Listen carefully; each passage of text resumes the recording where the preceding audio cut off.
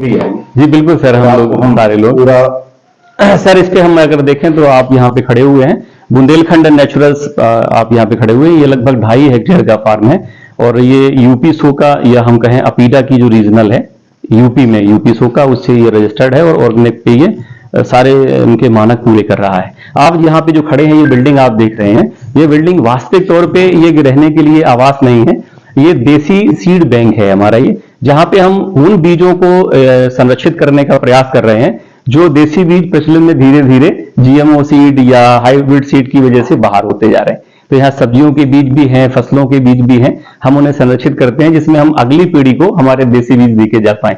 और इसके साथ में आप देख रहे हैं यहाँ पे एक छोटा सा हमने ट्रेनिंग सेंटर भी स्टार्ट किया हुआ है।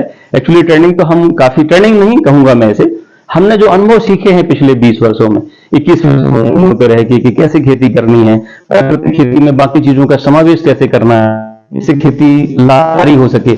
आपको खेती में एक समस्या, एक चैलेंज है, खेती में नियमित इनकम नहीं है, खेती में मासिक इनकम नहीं है, 6 मासिक इनकम नहीं है, वार्षिक इनकम नहीं है, और रिटायरमेंट तो भूल ही जाइए आप खेती में, आपको किसी दूसरे का आश्रित रहना पड़ेगा, इसलिए लोग खेती से दूर भागते जा रहे हैं। तो हम यहाँ इन सारी समस्याओं का समाधान देने का, समझाने का, दिखाने का प्रयास कर रहे हैं, क्योंकि यही चैलेंजेस मेरे साथ भी थे जब मैंने 2002 में अपनी खेती स्टार्ट करी थी कि मुझे डेली इनकम कैसे आने चाहिए, महीने में एक साल daily income in the sense के, जैसे एक व्यापारी होता है, सुबह अगर वो अपनी चाय की गुमटी पे भी बैठता है, किराना का दुकानदार अपने दुकान में बैठता है, शाम को 500, 1000, 2000 कमाता है, तो अगर मुझे किसानी से डेली इनकम मिलने लगेगी तो कैसा रहेगा।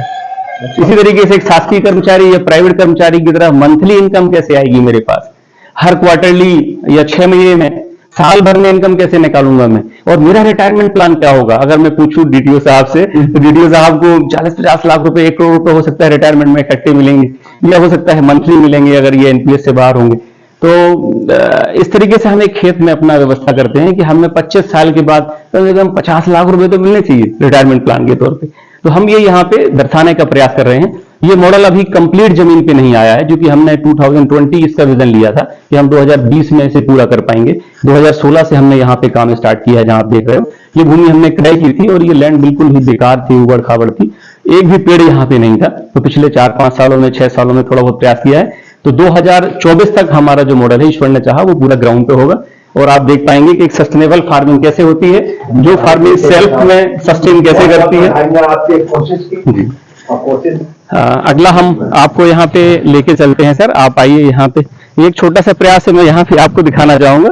ये हमारे यहाँ पे लोग पॉली हाउस, नेट हाउस और अन्य चीजों की तरफ भागते हैं कि नहीं साहब हमें सब्जी की खेती करना है तो नेट हाउस ही लगाना होगा, पॉली हाउस ही लगाना होगा।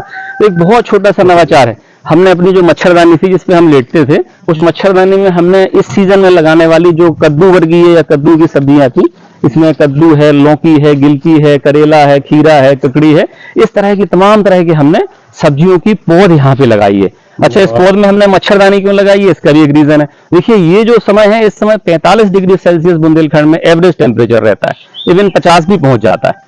लेकिन यहाँ पे हमने थोड़ा सा शेडी एरिया चुना है, जहाँ पे थोड़ा धूप भी आएगी, सुबह में 2-4 घंटे शेड भी रहेगी, डायरेक्ट हवा नहीं चलेंगी जो दक्षिण पश्चिम हवाएं चलती हैं। तो यहाँ पे हमने पौधों को पॉलीथीन के अंदर लगाया है, जिसमें 50% मिट्टी और 50% गाय के गोबर या पशुओं के गोबर से बनी हुई खाद रहती है, जिसको हम यहाँ पे रखते हैं। और छोटा सा एरिया है, बमुश्किल अगर देखें हम तो 5 बाई 5 फीट का एरिया होगा। अगर हमें ये फसलें खेत में लगानी पड़ेंगी तो हो सकता है कि 10 बिस्वा में लगानी पड़े। तो 10 बिस्वा में पानी लगाना, 10 बिस्वा में गर्मी में मैनेजमेंट करना बड़ा टफ काम है। कोई भी इंसान, आम इंसान नहीं कर सकता है ना, मैं कर पाता हूँ। इतनी गर्मी में पौधों को बचाना मुश्किल है, लेकिन हम यहाँ पे इस तरीके से बहुत ही सहज तरीके से, आसान तरीके से, एक 150 रुपए की मच्छरदानी, 50 पैसे से 60 पैसे की पॉलीथीन पड़ती है, खुद की हमारी खाद है, हमने यहाँ पे इसे लगा करके रखा हुआ है। और ये लगभग 1.5 महीने तक हम यहाँ इसे रखेंगे, 40 से 45 दिन तक।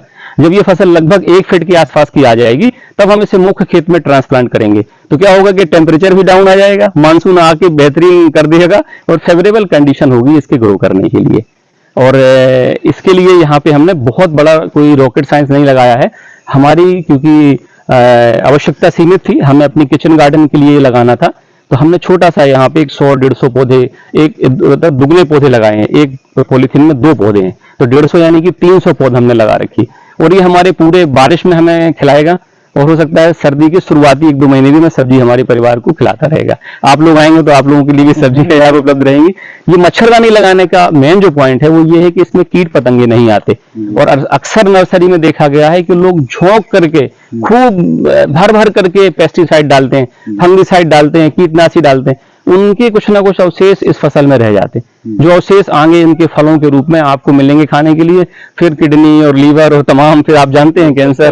तो इसमें 150 रुपए में ना कोई हमें स्प्रे डालना है, ना कोई दवाई डालनी है, 500-600 की इतनी बड़ी शीशी कोई चीज नहीं डालनी है। और ये प्रयोग हम लगातार पिछले कई वर्षों से करते आ रहे हैं। बहुत अच्छा। और एक मच्छरदानी 4-5 साल आराम से चल जाती है। तो हमारे किसान भाई भी कर सकते हैं। आइए सर, विधि है आपने, आइए सर चलते हैं।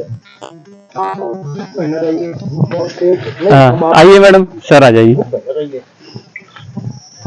सर ऐसे कट करके क्यों बनाए, लंबा नहीं। जमीन आपने खरीदी? ये हमारा सेकेंड यूनिट है, जैसे मैंने पहले भी बताया। ये पहला यूनिट मेरा पन्ना मध्य प्रदेश के बुंदेलखंड एरिया में है, जहाँ हमारी पैतृक भूमि थी, वहाँ हमने काम स्टार्ट किया। तो वहाँ लगभग 8 हेक्टेयर भूमि हमारी थी। वहाँ धीरे धीरे, क्योंकि भूमियाँ वहाँ पे अलग अलग बटी हुई थी, एक साथ कोई ऐसी भूमि नहीं थी 10-15 बीघे या 10 एकड़ का इकट्ठा फॉर्म। तो यहाँ पे हमें ये लगभग 2.5 हेक्टेयर का फॉर्म है सर, तो मतलब 12 बीघे 14-15 बीघे बैठता है हमारे यहाँ। तो लगभग 2.5 हेक्टेयर का ये फार्म है। और हमारा उद्देश्य ही था कि हम जो हमने पिछले 20 वर्षों में अनुभव सीखे हैं अपनी खेती में जमीन पे रह करके, वो अनुभव हम अपने यहाँ पे डेमोन्स्ट्रेट करें। उनके छोटे छोटे से मॉडल लगाएं, छोटे छोटे से हम लोगों को, जिसमें हमारे यहाँ हमारे किसान साथी आए और उन किसान साथियों को हम ये मॉडल दिखा सकें। कई किताबों में, जैसे कि खान साहब ने कहा कि सब लिखा है किताबों में, लेकिन जमीन पे कैसे होगा, जमीन पे किस तरीके से मैनेज करेंगे हम उसे, मैं बतला रहा हूँ आपको। अभी आगे अगर हम वहाँ शुरू करेंगे, एक साथ सारी चीजें आती जाएंगी। तो यहाँ पे हमने थोड़ा बहुत फल वाले पौधे लगाए हैं। फलों में भी हमारा प्रयास ये था, क्योंकि हम एक प्रदर्शन के रूप में यहाँ किसानों को दिखाना चाह रहे थे। यहाँ हमने कमर्शियली नहीं लगाए हैं कि हम व्यवसाय की दृष्टि से किसी एक फसल के पौधे बहुत लगा दें, लेकिन हम किसानों को बताते हैं कि आपको किसी 1 या 2 फसलों को पकड़ के आगे बढ़ना है, जो आपकी जमीन में, आपकी भूमि की मांग के अनुसार फसलें हो, उन फसलों को आप लगा सकते हैं। चाहे वो नींबू वर्गीय हो, आम हो, अमरूद हो, या बेर हो, या अभी जैसे कि अंजीर का बड़ा अच्छा स्कोप है बुंदेलखंड में, और इसी तरीके से खजूर का भी बहुत अच्छा रिक्वायरमेंट बढ़ रहा है। मैं यहाँ से अपनी बात स्टार्ट करूंगा सर। ये फॉर्म में हम यहाँ से इंटरव्यू लाते हैं, यहाँ से लोगों के साथ डिस्कशन करना चालू है। आप देख रहे हैं सर,